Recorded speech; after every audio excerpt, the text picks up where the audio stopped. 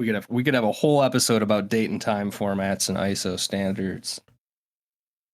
Do you think that would come before or after the map projection episode? I almost brought up map projections on this last one here. This will be our pivot into today's topic. When you sent me those maps, I was like, wow, we're just like using a Mercator projection on this Tevinter map, huh? A little bit. Are we gonna interrogate that as a concept? No. No, not that, like it's a great map, and I prefer it this way. It's definitely more readable because I expect a Mercator projection. That's what my brain looks for, and I didn't even notice it at first. Like it was a number of minutes into looking at it, I was like, wait a minute. Yeah. That don't make any damn sense. Why? Yeah. How does this entirely separate universe end up with the same way of turning a 2D or a 3D? Yeah. For what it's worth, mm-hmm. that map that does have the Mercator projection on it is a fan map. So maybe that's not official. It's not canon. Dragon Age cartography there. Who do I have to send an email to find out what globe projections are used? Maybe that was part of the schism there between. Oh yeah, map projections was map projections. Yeah. Maybe there is a compass rose on this other one. Projection. Yeah, they just gave up. They use different years and also different map projections. Yeah, I like it. I also want to know what's going on south coast of the Starkhaven Accord here into Nevarra, and maybe you'll get here. We have this sliver of land of Starkhaven. Oh yeah, that little guy right there. Yeah, that very much. It kind of correlates with some physical boundaries in the other map you sent me, the map with topography on it. But not exactly. That very much looks like maintaining a port to deny access of that port to Nevarra here. I'm pretty sure that is what's happening. Yes. Okay. Well, we'll get into territorial expansion in Nevarra.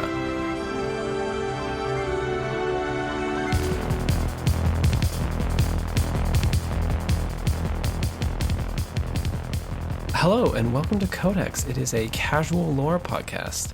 My name is Phil. I'm Logan. And today, we're actually talking about Nevarra. I know I said that last week, but today it's Nevarra. Yeah. Today we're definitely talking about Nevarra. Maybe we'll talk about the Pentagast, and I'll probably tease necromancy, and we'll get to that next time. I love a good necromancy tease. Let me tell you about the Nevarrans. They sure do too. But before we get into the sultry necromancy tease, what's your bright spot? I don't know. How do we do this? We just recorded this backwards, did we not? Yeah, we did. Okay. So I did it. You did it. It was that Transformers video. Yeah. Rewind. I'll let you figure out. Go all the way back. My bright spot. What is my bright spot? Mm-hmm. I had all of that time talking about map projections and music theory. And sure. I even made you a regional manager of a gas station chain briefly. Yep. You had a whole nother career. Yep. That spanned the amount of time you had to come up with this. I lived a whole life for 6 months looking at timesheets, and you did a whole inner light. You don't know?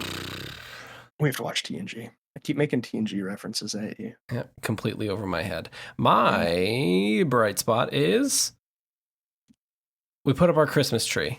That's the thing we did yesterday. We put up that is a actual bright spot. I would imagine literally a bright spot.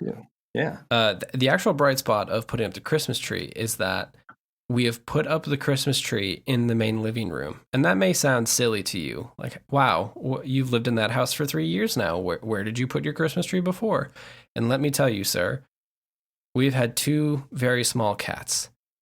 And those very small cats really, really like foliage. They like batting at it. Sometimes they like eating it. And we were quite afraid, like they did to our bamboo, they liked climbing it. And the bright spot is the tree has been standing for 2 entire days, and they have neither tried to get in it, on it, or even chew the electrical cords of the lights. So far, the tree remains a bright spot, and that is my bright spot for today. Do you anticipate that to hold? No, absolutely not. Okay. Yeah. What's like the over under on tree tipping, do you think? I'm not sure if the more likely scenario is tree tipping or if one of them will chew through the light cords. Because they're also fiends for an electrical cord for some non-life preservation reasons. Okay. So we'll just go ambiguous with tree malfunction then. Oh, I think like 3 days. I think in the next 3 days. So like 2.5 is your. Yep. Okay. It's all gonna go sideways. I think I'll take I think it'll go past that. Take the over? Okay. Yeah, I think you'll get closer to 6. Okay. Or or everything could be fine. No. Everything could be fine. We don't know what's happening at night either. Like maybe they're having a dance party in that tree at 2 just a.m. testing it. Yeah, maybe. Yeah. Maybe we've just had enough water in there where they're on the bottom parts of the tree, so it's not too bad. Yeah. Only time will tell. Only time will tell. I look forward to Tree Watch 2024. Yeah, Tree Watch 2024. In this house, we put up a Christmas tree, and sometimes the cats take it down. Yeah. It's gonna be a diehard. Just on Christmas, they take down the tree, like Alan Rickman. I mean, we could set a camera up and like do a supercut of this later, probably. Oh, that would be unsavory. You don't want to see that tree. Fair. It's not a camera-ready tree. No. We had to get a tree knowing full well that the cats might knock it over. Yeah, that's fair. There were contingencies. Yeah.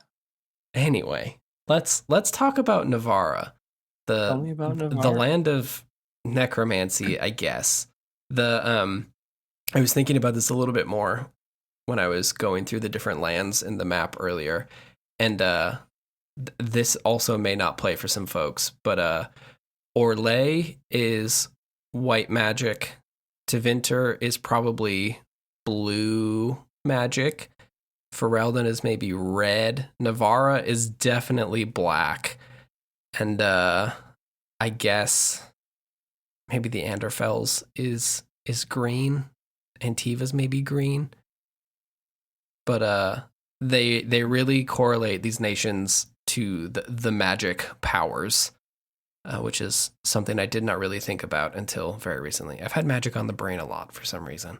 Are we gonna do a magic thing again? I've thought about it. Is that where this is going? I've thought about it. Are you gonna play MTGO with me? We could revive that. Oh no, I could not do that. I can't get into magic in a money kind of way, but I'll get into it in a wiki kind of way. That's, I mean, better if you can do it. Generally. Yeah. But Nevarra is the black magic of okay. It's death magic, but like somehow in like a classy way. Okay. Which is fun.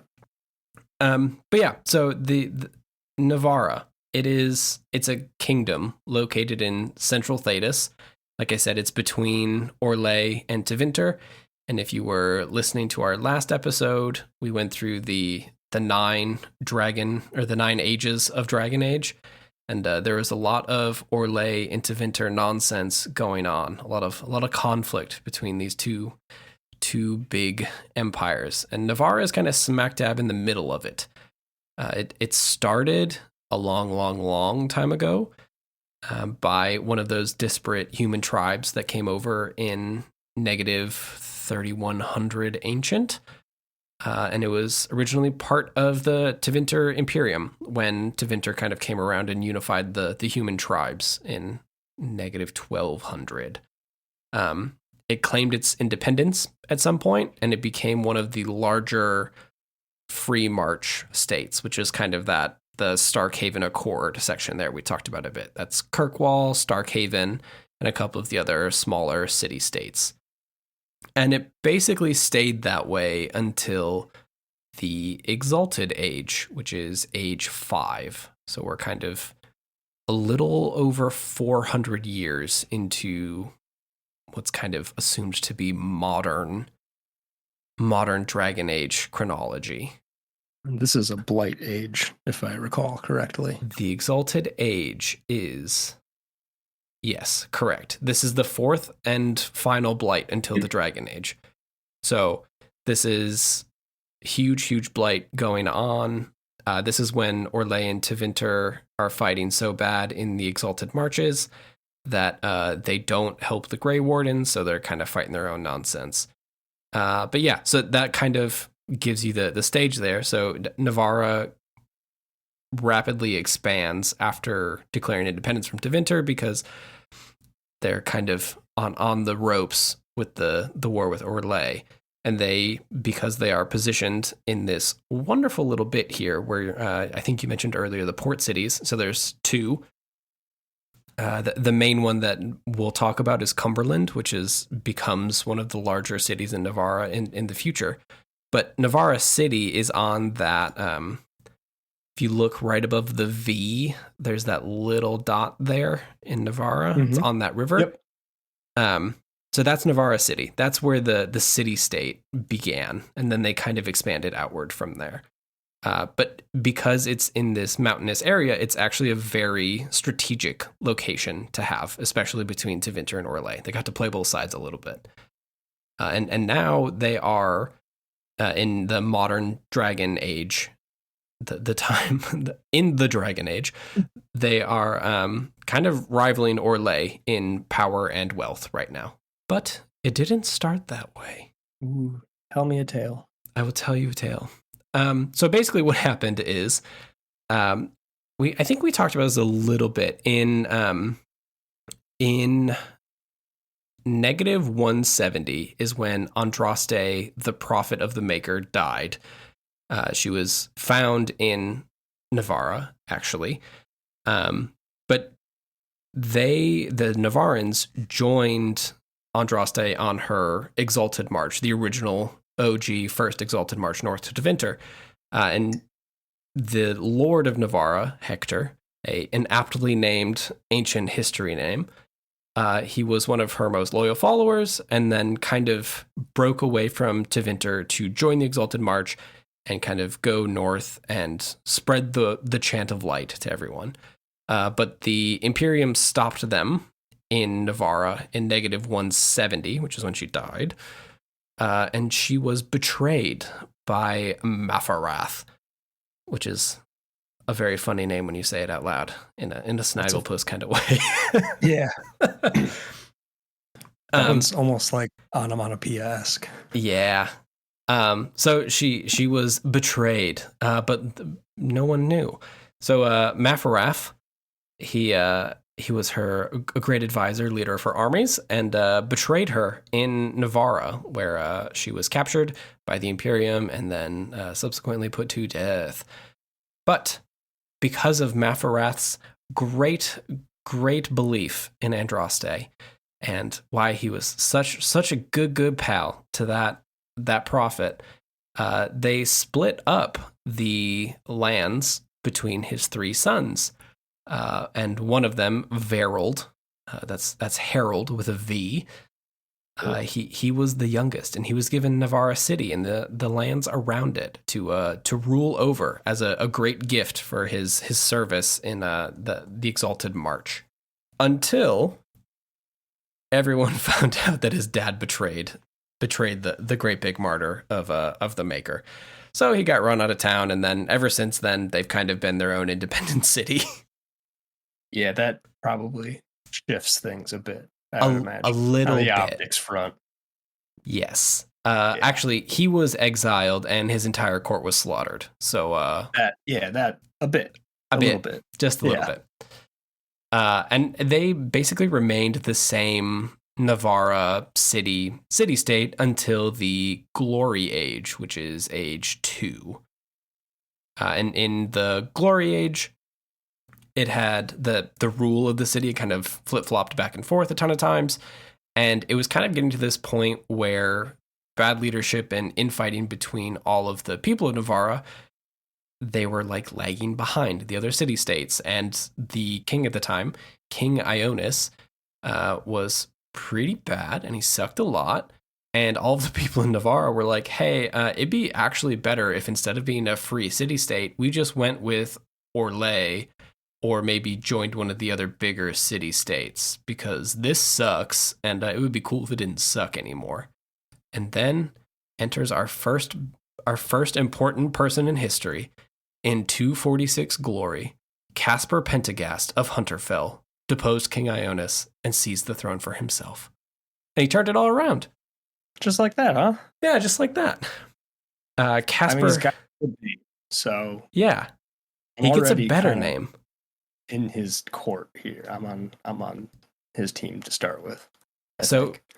Caspar Pentagast, the also referred to as later in his rule, Caspar the Magnificent. Because he was quite beloved. He did a good job. He turned it all around.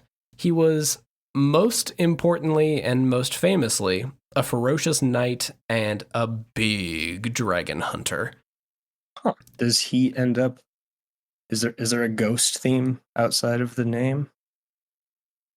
In his story, or is it just no? We've got Caspar, we've got Gast. Yeah, perhaps 5 of them. I think that there's maybe something about undead, etc. a little bit later in this fine tale I'm weaving you. Okay, I can work with that. Do you remember when in the, let's see, what age was that? The Steel Age. Remember how I mentioned that the dragons were hunted to near extinction? Yeah, I rode. Yeah. That's the Pentagast's fault for the most part. Okay. They are incredibly prolific dragon hunters. And he would organize giant hunts with hundreds of knights from other noble families to roam around the land slaying dragons. And, it turns out he might have actually killed one all by himself. Family lore tells, anyways. Yeah. Yeah. We'll see. Yeah. Is this seen as a good thing? Yes. Yeah. Okay. So the dragons are generally in Dragon Age seen as bad, I guess.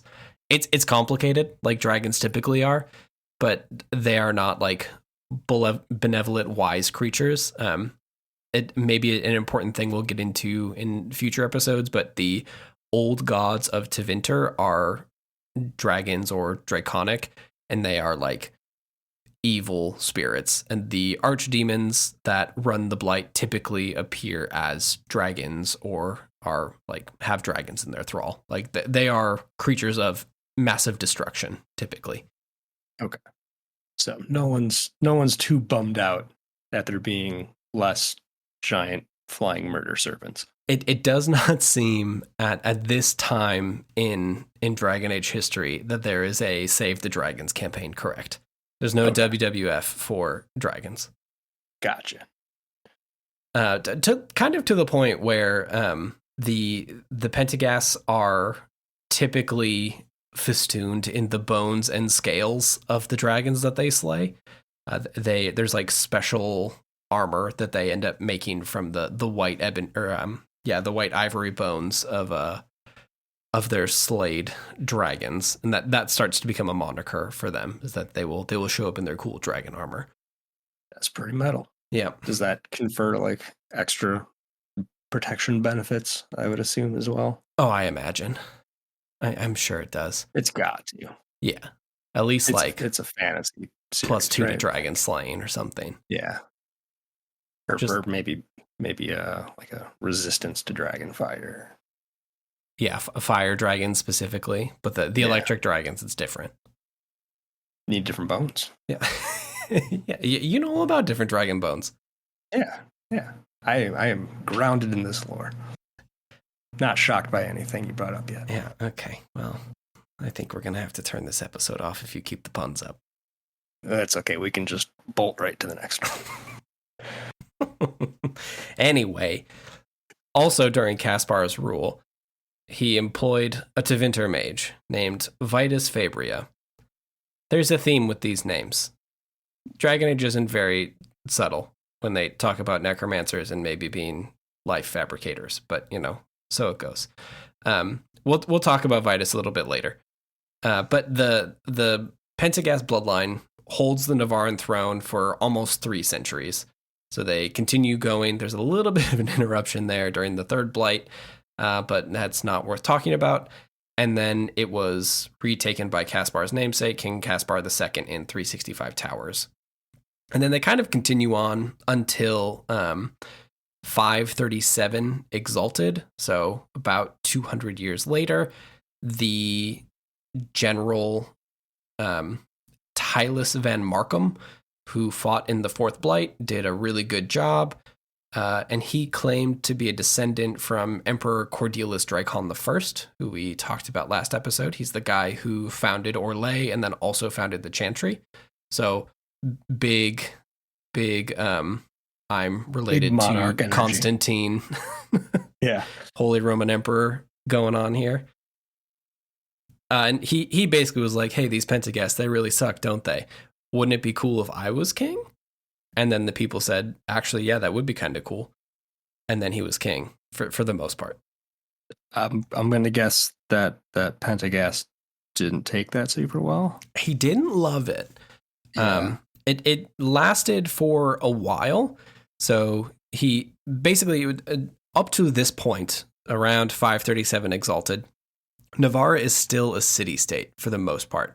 It has outlying lands, but it's not a full-blown nation yet.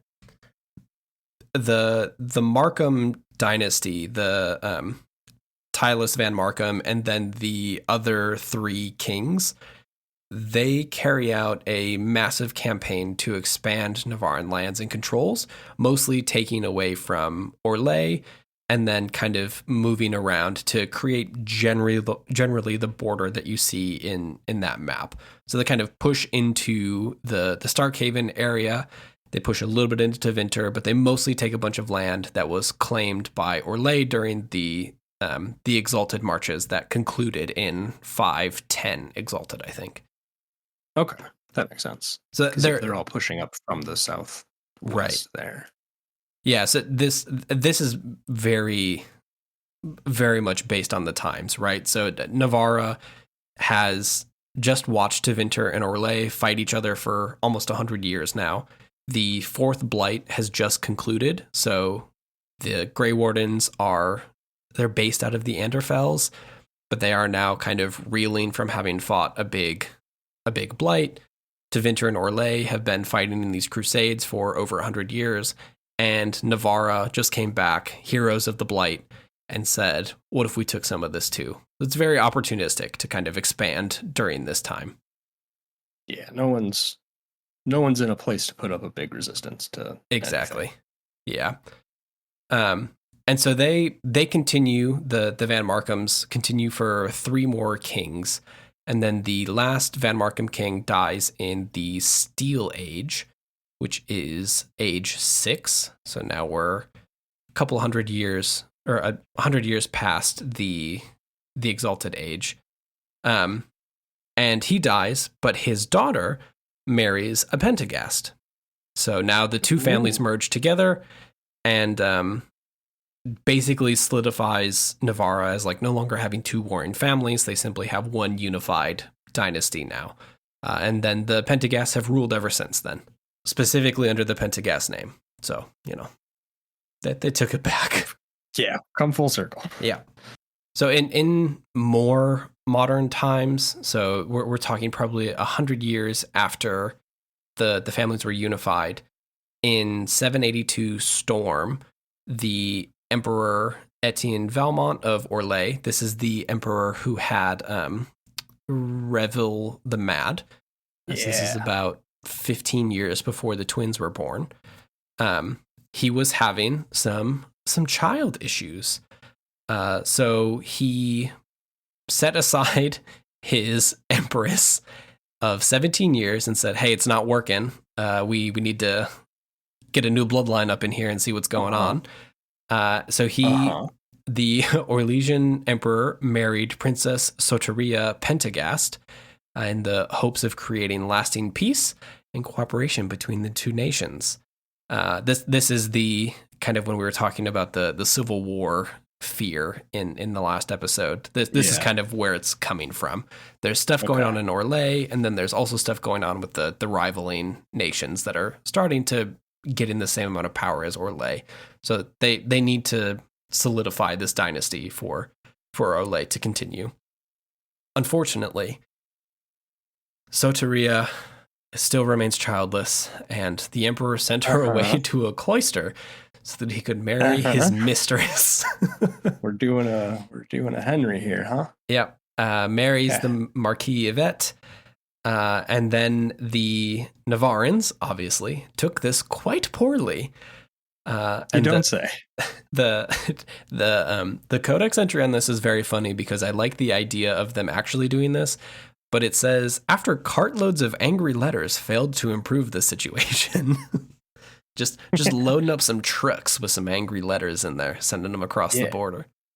Do you think they sent them a cartload at a time, or was that like a drip feed that eventually turned into several cartloads? Yeah, equaled cartloads of letters over, like 3 at a time forever. I kind of imagined it like that one person who bought a house with pennies, but I can see it either way. Okay, so it's like specifically like a logistical fuck you. Yeah. Like, I don't think your backwater post office can route 3 cartloads of angry letters at once. Yep. So just truly dumping on them. Yep. I'm going to just send pure black pages to your fax machine until you're out of toner. Yep. I imagine that's what happened. Yeah. So then the Pentagasts, all of them got together, and they basically just rode into Orlais and busted her out of the cloister and said, okay, see you later, she's ours now. And then they didn't do anything after that until 846 Blessed. And I think we talked about this a little bit, but when Revel the Mad attacked Ferelden to occupy it, the Nevarrans were like, wait a minute, it seems like you have committed your entire army to this one campaign, and I think that means we're going to declare war on you. Yeah. And this is another area of rapid expansion. So they take a number of cities. Unfortunately, the Orlesians rally a defense, but there is one small city, Perendale, that they are able to hold on to. And I don't think this is the one you were looking at, but I want to make sure real quick. If I was better at this, I would be able to just vamp and cover and save you the edit. Something tells me not to be. Perendale is not that city. Perendale is actually in the mountains, or it's in the foothills of the mountains. It's in, I guess, like in that border between Orlais and Nevarra, that little bit that juts up into the north there. It is in that little section. So that they took some land, and then they ended up holding on to a bit of a frontier town, I guess, between the two of them. Was there a response to this expansion? It seems that it ended there. They took back the series of cities kind of along that border path, and then they held on to Perendale, and then that was kind of it.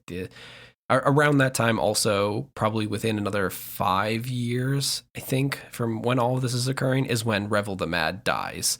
And then the dynasty resets, and they have a bit more mild-mannered ruler, from what I remember. You'd almost have to after the Mad. Yeah, you really would.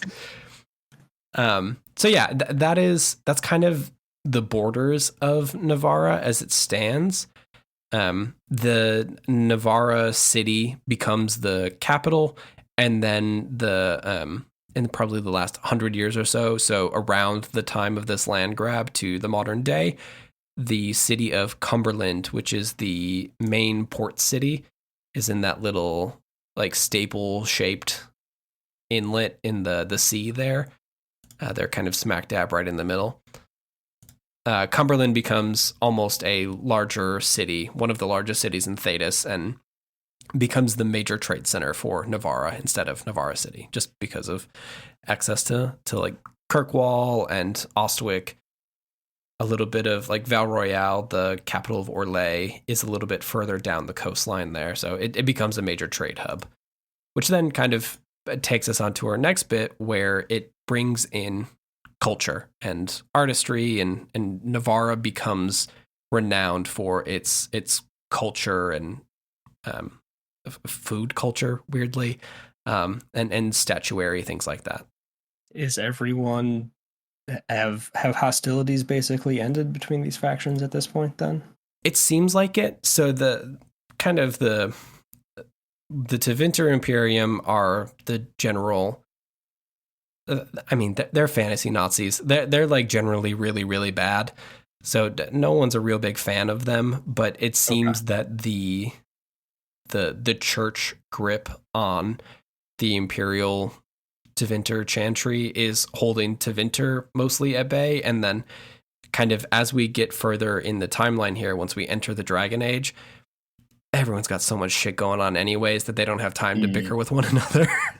Yeah, that's fair. Things seem to be pear-shaped at best. Yeah, it's gotten super bad.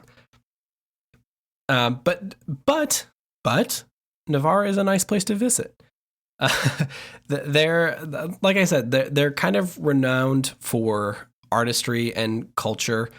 Mostly, it's one of those cool places where you walk down the street and there are just hundreds of statues of heroes and generals and dragon hunters just all over the place. It's just kind of overgrown with kings and queens and all of these grand boulevards that have columns of black marble everywhere. Like it's just, it kind of looks like our representation of like a Greek or a almost like an Egyptian. Like we'll get to some of the other places next week, but there's an entire place called the Grand Necropolis that is very much like, this is an Egyptian tomb. Check this out. Okay. So it's all very ornate. Whereas a place like Orlais is very much coded as like fantasy France. I would say Nevarra doesn't have as clear of an analog as something like Fantasy France and Orlais, or Antiva is very much like Spain by way of Venice is Treviso, which is in the most recent Dragon Age game. Nevarra is not depicted really in any properties right now, but from what the descriptions say, it doesn't have as easy of an analog as that. But it does seem that it's just like perhaps more Greek and Egyptian coded. Seems very monument focused. Yeah. It's funny because the Mourn Watch and the Mortalitasi. I don't know, so you can just say one confidently and we can move on. Yeah. The Mortalitasi and the Mourn Watch, the necromancer bits of Nevarra, which we haven't really touched on at all yet, is like your main companion Emmerich in the Veilguard is like Vincent Price from Dracula coded. Like he is 100% the most Transylvania proper 1930s actor of all time. So they're just kind of all over the place in their in their vibe. And you said this isn't really featured prominently in any of the games? No, not really. So the Veilguard takes place, you'll go to the Grand Necropolis. Like that is where you're like exploring and doing stuff. But there are like side things, like the Tevinter Nights like short story collection and stuff has a story in Nevarra, but that also primarily takes place in the Grand Necropolis. So a lot of this is just coming from like books, like the World of Dragon Age Volume 1 and stuff. Like it's coming from ancillary texts, not the primary games. That makes sense, because I did not recognize that name, where I do recognize most of these other political bodies. Yeah, the only actual probably mainstream connection that anything from Nevarra has with the rest of Dragon Age is the Pentaghasts themselves. So the main leader, I guess, of the Inquisition and Dragon Age Inquisition is Cassandra Penteghast. So she's your main person. She's also the one, she's like the frame tale for Dragon Age 2. So she's interviewing Varric. And that is kind of the only connection of these cultures to the rest of Dragon Age. I wonder if we'll get something with that setting relatively soon then. I hope so. It's cool. Some of the other fun stuff about their like cultural aspects. So they have a lot of statuary and monument stuff, but they also do a lot of like seasonal festivities. So there's hunt balls that are held in the winter that are kind of like a throwback to the dragon hunting culture. So they would all get together and have a big old party and then go slay a dragon. The party still exists, the dragons not so much. And then there are a series of just like Dragon Age analogs to our holidays. So Winter Send is generally around the winter solstice for them. And that has tournaments. And then in the summer, I bet you would enjoy this. There is the Duchess Ravria Anaxis. She invites scholars to her Cumberland home to basically have the Duchess's Games, which is just a philosophical and rhetoric debate competition. Great. Amazing. Yeah. Which is just fun, like good salon culture stuff. Yep. And then the main river runs through Nevarra City. That's the Minonter River. And it's basically, street markets pop up. There are trade boats on the surface that kind of come through during the summer. And some people swim in the water. And then guess what? There's ice skaters. So it's kind of a mishmash. I feel like Tevinter is very clearly Wizard Robes, like Wizard Robes Skyrim. Orlais is Fantasy France. Ferelden is like very clearly Fantasy England. And then Nevarra is just kind of its own thing. Yeah, it just seems to be like ambiguously European. Yeah. I think, and this is kind of the last thing we'll talk about with Nevarra and kind of the crux of this episode.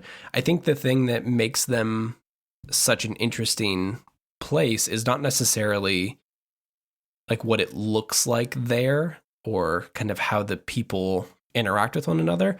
It truly is that they have a very unique perspective on death as it comes to like being related to the chantry and everything. And it's really the thing that jumped out to me so much with doing this episode. Maybe an important thing to note about the chantry itself and some of the stakes of the Dragon Age world. I think we've been very grounded in the political right now. But it's important to remember that the world of Dragon Age is one that has the physical realm, which we are talking about now. There is the cognitive kind of spiritual realm, and there's a very incredibly fine line called the Veil that splits the physical realm and what's referred to as the Fade. The Fade is the land of demons and spirits, and the Veil is this very, very tiny wall that holds all of that back from invading the physical realm. Part of, like, one of the vectors that those demons and spirits can pass through the Veil is by possessing bodies. Typically weak minds or kind of like impaired minds. But part of that is also that, you have dead bodies. They do not resist. They are easy to be possessed. So there is this entire tradition in almost all of the cultures in the Dragon Age world that they cremate their dead. They almost exclusively, the dead are cremated. And that is even like a tenet of the chantry, that is just what you do with your dead.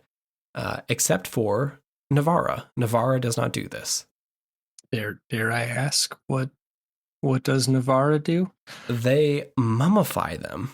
and then place them in incredibly elaborate tombs. So this is where the Egypt comes in.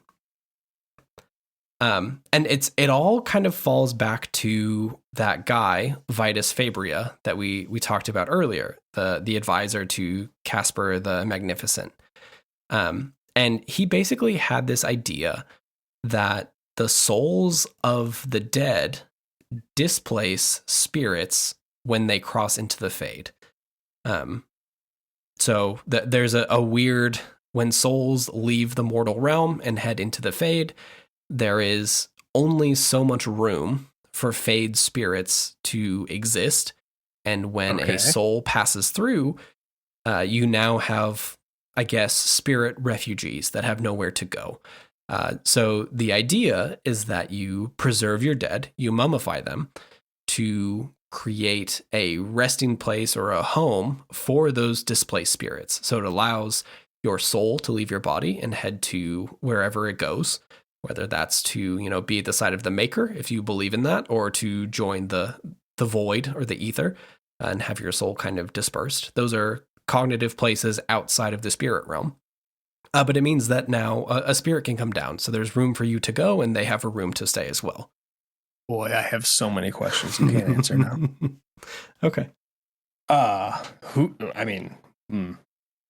the Veil has like a fire warden that is yes, enforcing some occupancy limits. But like where do they think a soul originates from? Like, we have energy entering the system. So the soul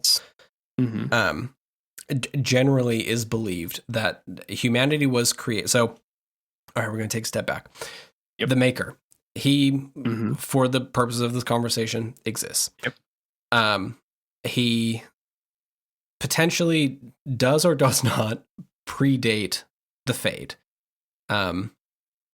Some question on that.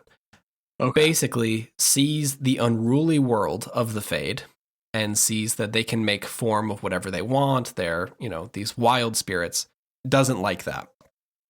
And they're like, wait a minute, I'm going to take some of this divinity from the beautiful, beautiful emerald waters of the Fade, this raw, uncut Fade, and I'm going to use that to make man, and they will have a spark of divinity within them. Part of me will be in every man. And therefore, that is the soul. So the soul is inherent in the creation myth of man, I guess. And we're just not going to talk about how you start as 2 man and now you have 3 man and now you have 1/3 soul in each. But it's fine. Yeah. We're not gonna do the soul math. That is where the soul is from. Yeah, I think we just assume souls exist outside of math and are unlimited in nature. Yeah.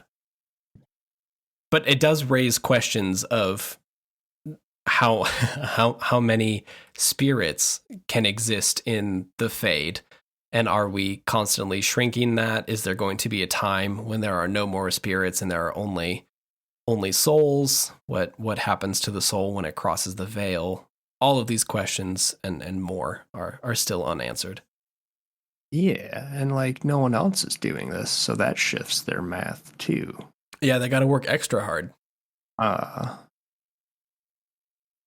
on top of that, like, what happens when you have like some kind of a great big battle and you release a great number of souls at once? I would imagine the logistics of that are harder to cope with. Oh yeah, yeah. There's not a ton of answers in that. There's also kind of getting into the logistics of this. There's also not a ton of talk about what happens when a normie dies.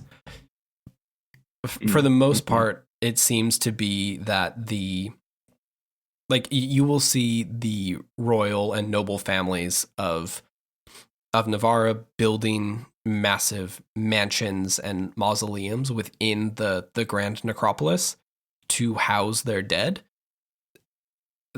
usually before they are even dead. But there's not like a pauper's grave in the grand necropolis. Like I don't know what they're doing with their typical classified. Yeah, I'm not sure what happens to the peasant class when when we talk about being interred forever as a mummy. But as part of this, so that Tevinter mage Vitus Fabria creates this theory. Somehow that's fine. We'll probably talk a little bit more about the Mortalitasi in the next episode. That'll probably be the main focus. Somehow they get away with that. The Chantry's not mad about it somehow. But this means that now there is a group of mages whose entire job is to be morticians and to handle the transfer of soul to the Fade and spirit to the body.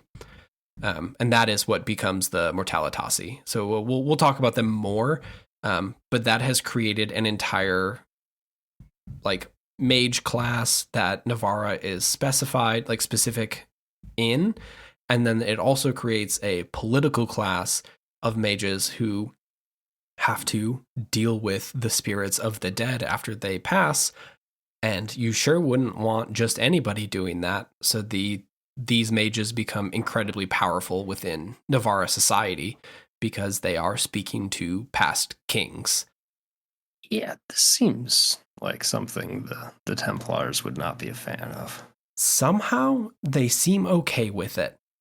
And there's a little bit of discussion in it in all of this, but I don't know. I'm not sure how everyone is okay with this so far, especially when we get into discussions about is necromancy blood magic or not. That's a real important question that doesn't have a satisfying answer when it comes to the Mortalitasi.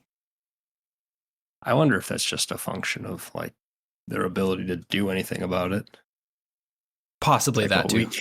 We probably don't have the strength of arms to stop this. So yes, confronting it politically isn't really going to help anything either.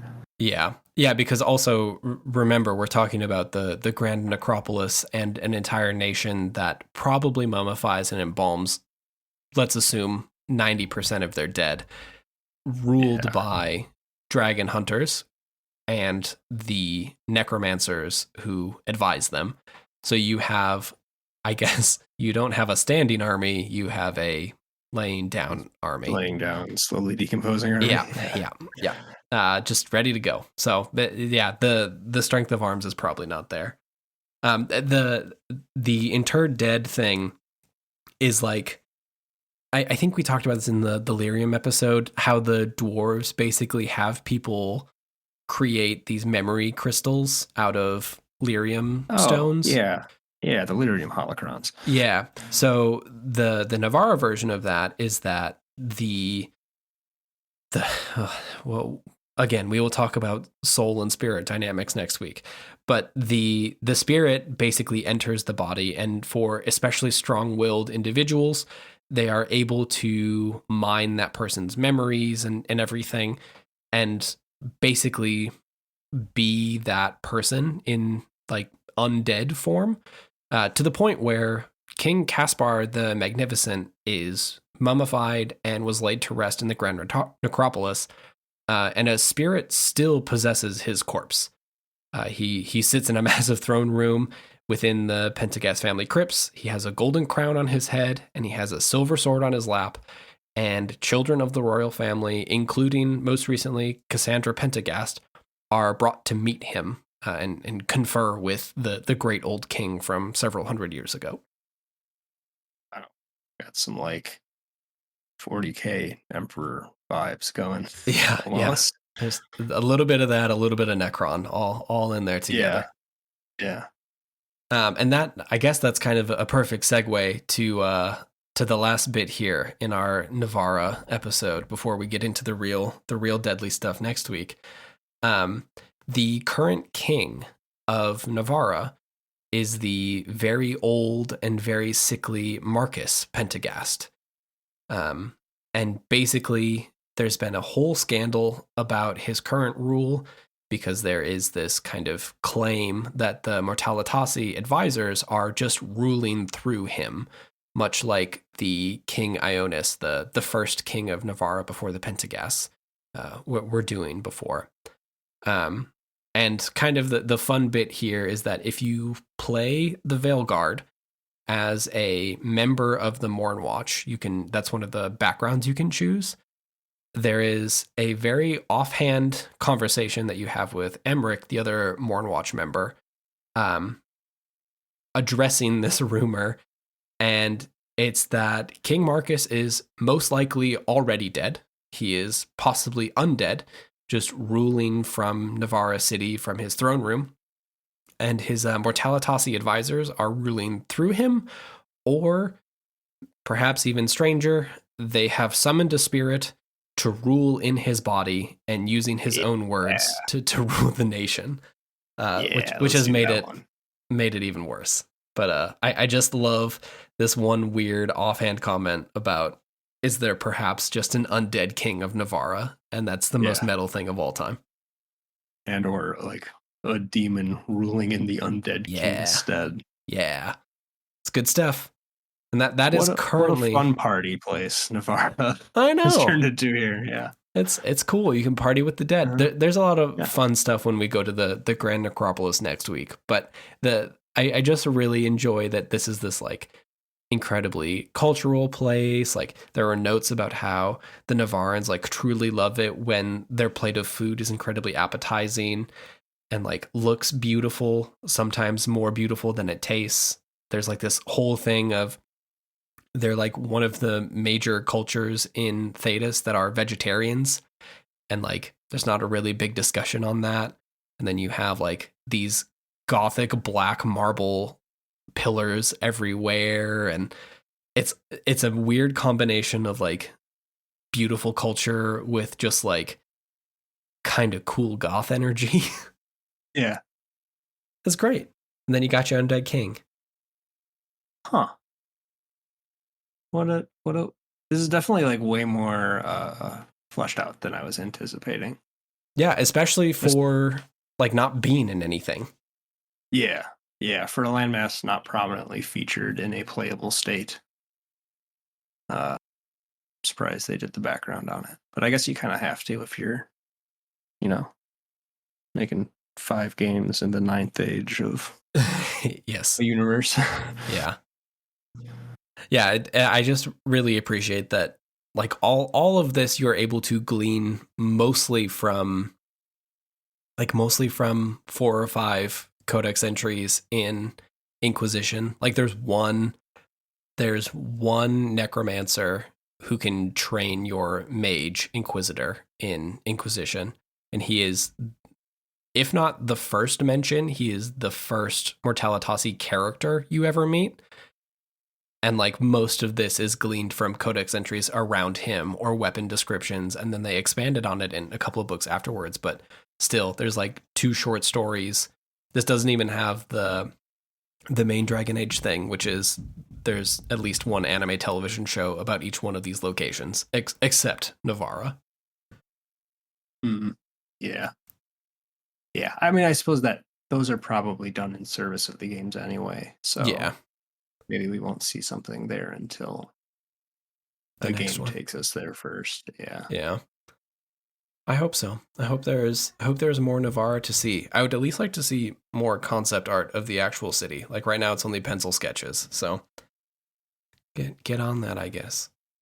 Well, at a minimum, it sounds like we have more Nevarra to chew through. We do. Next week, these are my subject lines for our discussion next week. The Grand Necropolis, a brief discussion on the soul, the Mortalitasi, Mourn Watch, and liches. That's where we're going next week.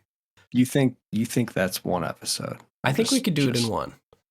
Man, okay. Maybe 1.5. We'll see where we get, Yeah, we'll see. We'll see what happens. Yeah.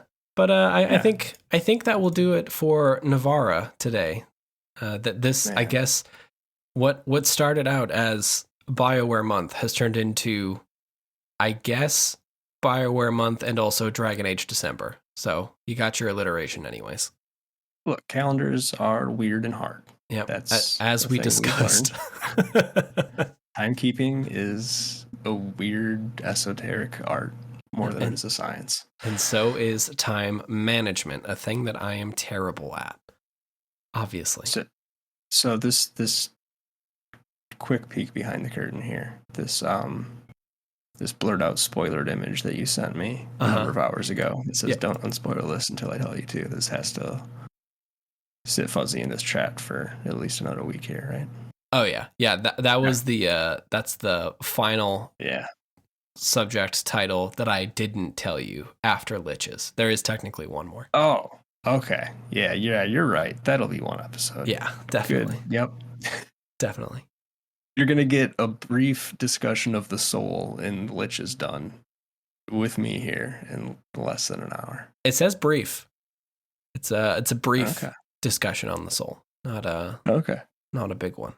So maybe tune in next week for special guest, my mummified corpse. That's what we're getting through. Very special Codex entry. Yeah, and then we will have a big old discussion about if it is your spirit or your soul that I am speaking to. Yeah. Or a brief one. Perhaps you've resurrected a demon who is ruling through my corpse. Do you think that would be like a demon of pride or pedantry? Do you think pedantry? Look, first I'm going to need you to define demon and pedantry. Thanks for listening, everyone. Bye. We did it. Go listen to Nick's music. Go listen to Nick's music. It's good music. Go listen to it. Yeah. Then write him a comment about whatever time signature it's in. I'm sure he'll answer that. He will, yeah. I've actually asked him a few times on some of his stuff.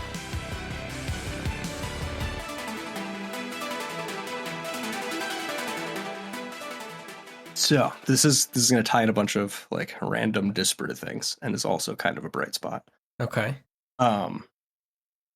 So the thing I'm going to use as a bright spot to pivot us into this weird business, this weird, we'll just call it philosophy 101 kind of nonsense. Okay. Is a video by the title "The First Transformer Theme Was Wildly Confusing." It's on YouTube by Charles Cornell is the individual and the channel name. Okay. I don't know if this video will make a ton of sense or be all that interesting if you don't know how to read music. So, throwing that out there to start with. But it got me thinking about some stuff that I've been kicking around for the last week or two. About how we encode information, how information is stored and then transmitted, both like digitally and in other mediums. So the thing I'm working on in my not podcast job, how do I talk about this vaguely? Super vaguely. I have to come up with solutions under some pretty tight constraints. That usually means, at the moment anyway, I don't have access to like a general programming language that I can just hammer stuff out in.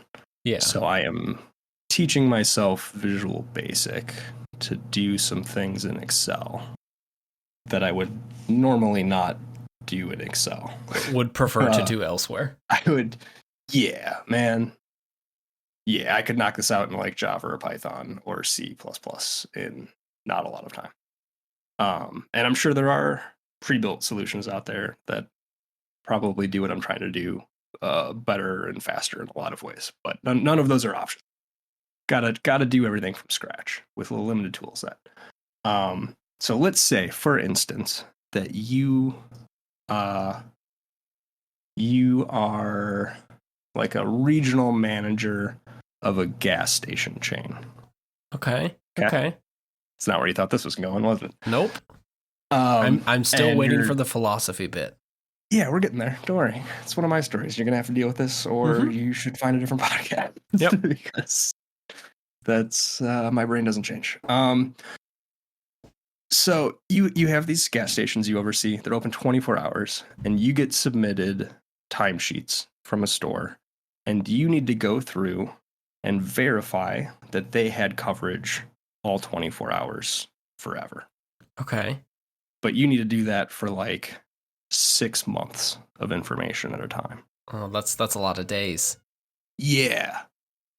And when you're done, I want a list of all of the instances where there were gaps in coverage and the duration of those gaps. Okay. So like doing that by hand would suck. Yes. That sounds like a nightmare.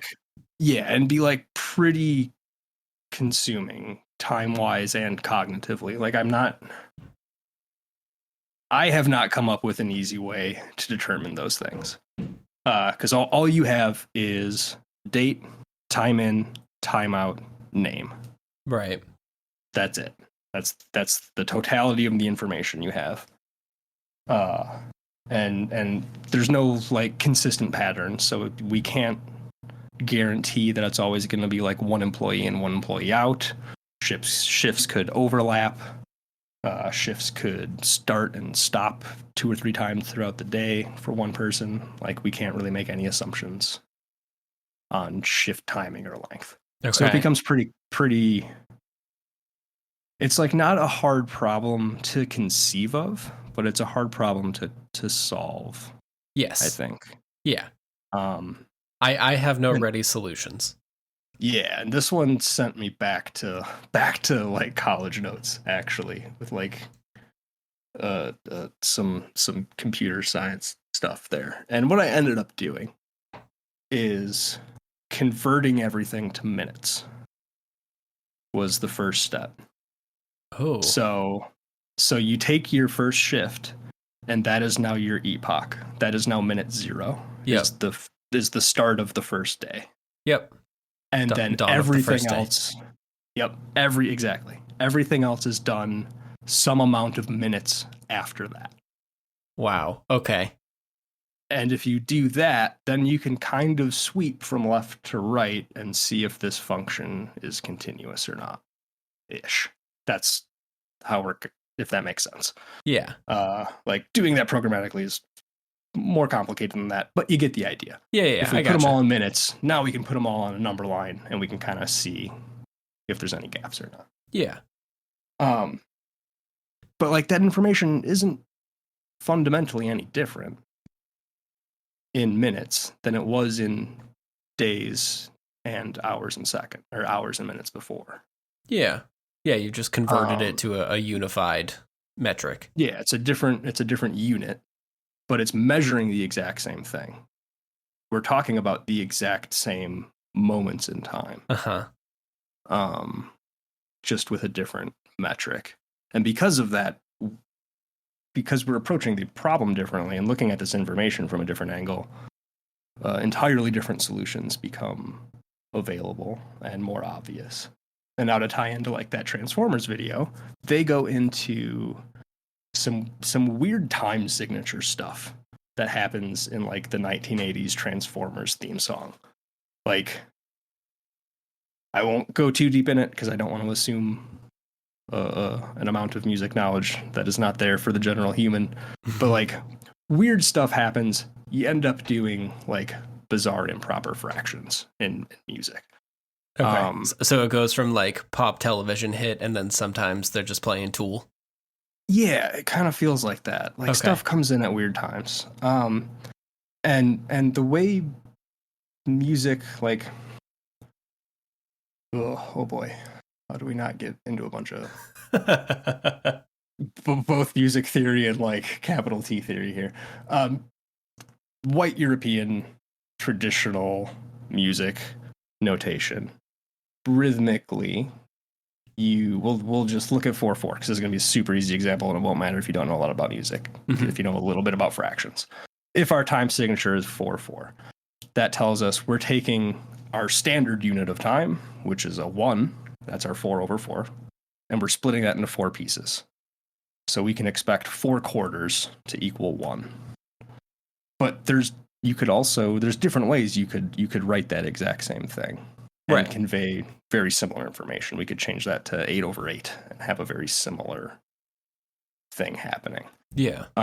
So the way you take a piece of music that you hear and the way you convert that to something on paper can like completely change the way someone else who looks at that sheet of paper is going to read it. If that makes any sense. Yeah, I think I follow. You are making choices in the way that you are storing that information that ends up fundamentally changing the way that information is interpreted, even though the information itself is maybe not actually different. Yeah. Okay. I feel similar like to the time example. Like, yeah, we're switching from days to minutes, and now, as a human looking at it, it means something completely different to me than it did before. But fundamentally, that information's the same. Yeah, this feels like, as a person who doesn't know music theory at all, this feels like the difference between chords and guitar tabs to me. Like, those are fundamentally the same thing, but they are transcribed in a different way for other people to understand it. And there are so many assumptions and implications built into those systems that we don't really recognize all that often. And they're not necessary to understanding the output either. Like, I feel like math specifically, like the higher up you get in difficult math, the more reliant it is on previous math principles. Like, I can't sit down and do calc, but I can do algebra. And like, that means that I can build to calc if I wanted to, but it does not work both ways. And I feel like notation in what you're talking about, like conversion stuff, it is not reliant on having past knowledge, like, well, some past knowledge, but not in the like building sense of something like mathematics. Correct. I think I'm following you. Yes. Yeah. Music notation gets weird. Like, maybe we should have Nick on to talk about music sometime. Because I would love that. We could do like a weird info dumping here where we talk about transcription, because I have thoughts. I have weird thoughts. I remember arguing with middle school band teachers all the time about. Is this arguing about what like, piano and forte mean, and how do you know which one? Yeah, no. I'm just like, yeah. I should have. I'll prepare this into something more coherent. All right. But yeah, I think it's interesting that you can communicate information in like just the structure of the way something is stored. Mm-hmm. Without actually changing the information itself. And we do that with language. Like, that's kind of how synonyms work in a way. Mm-hmm. And then go like a layer deeper, and this is the one I get hung up on as someone who only knows one language. Like, how much of my internal thought process functions the way it does simply because I am a native English speaker at this point in time. Yep. And like, would my problem solving skill set be functionally different if I had a different native language or a second or third language kicking around in there? Yeah, that's interesting. I imagine that it is generally true. Like, even I think about this now because it is becoming quite apparent that my son is left-handed, and that feels like a similar thing, right? Where like, we are writing the same letters.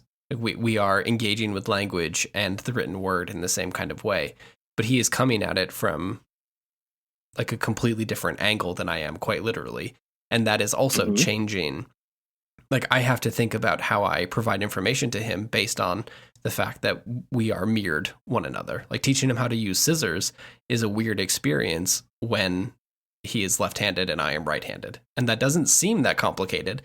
But like, your hand is in a different orientation when you are doing that. And that is the same information, just simply provided in a different way. Yeah, for sure. That's going to get, tying shoes is another one that I bet will be weirdly different. Take this with as like complete nonsense, because I don't remember any of the specifics.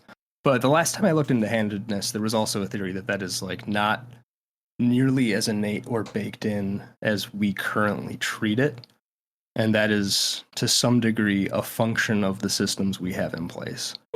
Like because we have right and left-handed scissors, handedness as a concept is reinforced externally, which then becomes familiar and ends up having a tangible output. But that starting position maybe isn't as distant as what we would think currently. I'd believe that. That makes sense to me.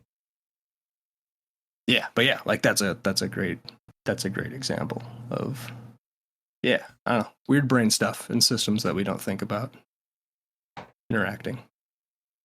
Yeah, the minutes thing is really wild.